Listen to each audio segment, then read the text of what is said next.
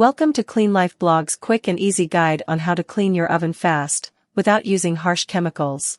First, let's gather your supplies. You'll need baking soda, water, a spray bottle, a scrubbing sponge or cloth, a small bowl, a spatula. Start by mixing a half a cup of baking soda with just enough water to make a paste. It should have a spreadable consistency.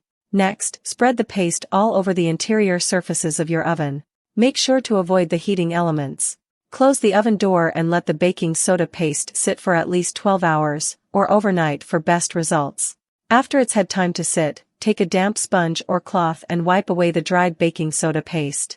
You'll notice that the grease and grime come off easily. For any stubborn spots, you can use a spatula to gently scrape them off. Then, wipe the oven clean with a damp cloth to remove any remaining residue.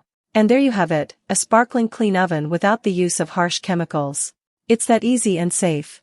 Thanks for watching CleanLifeblog's quick and chemical-free oven cleaning tutorial.